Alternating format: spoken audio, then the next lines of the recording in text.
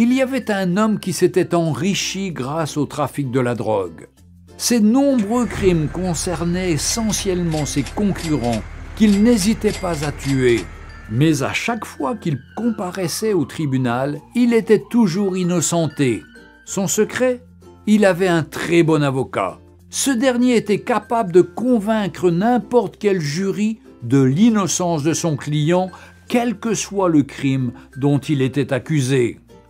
Après chaque procès remporté, l'avocat exhortait son client d'abandonner ses crimes et de changer. Ce dernier rétorquait « Je te paie pour me défendre, pas pour me conseiller ». Un jour, il fit tuer un homme qui courtisait sa femme. La punition pour ce crime était la réclusion à perpétuité ou la condamnation à mort. Lorsque l'affaire fut appelée devant la cour, il appela son avocat qui, une fois de plus, convaincut le jury de l'innocence de son client.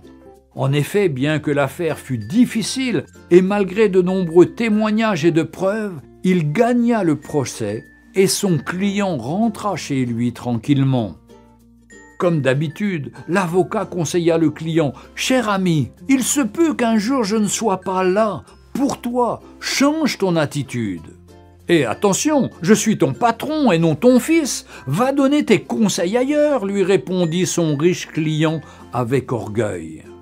Un jour, il récidiva en tuant un pasteur qui militait contre le trafic des drogues.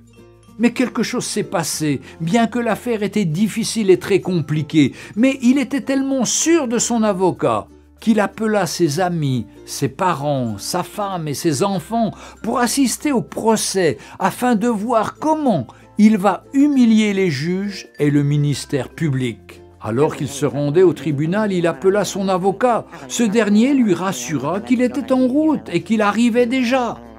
La salle était pleine à craquer et on attendait l'entrée du juge pour le début du procès. Et lorsque l'huissier fit lever l'assistance pour l'entrée du juge président, le trafiquant de drogue fut glacé de constater que c'est son avocat qui est sur le siège du jugement en tant que juge président de la cour. Il n'était plus un avocat, mais un juge. Lorsqu'on annonça l'ouverture du procès, le juge leva la tête et dit « Hier, j'étais votre avocat, donc je me suis battu pour vous, même lorsque vous étiez coupable.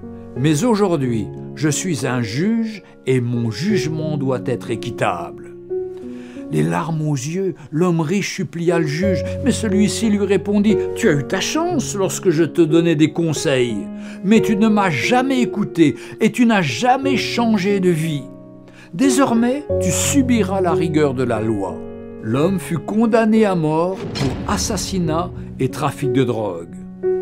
Chers amis, toi qui pratiques le péché, le mensonge, l'hypocrisie, la fornication, les meurtres, l'animosité, les querelles, l'occultisme, l'alcoolisme, etc., etc., aujourd'hui, Jésus-Christ est ton avocat auprès du Père. Il te conseille de changer, de te repentir, de te convertir avant qu'il ne soit trop tard et que tu rejettes sa voix.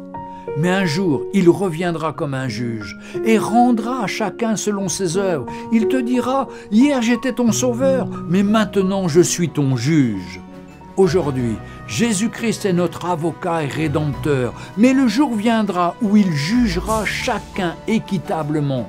Jésus-Christ revient bientôt.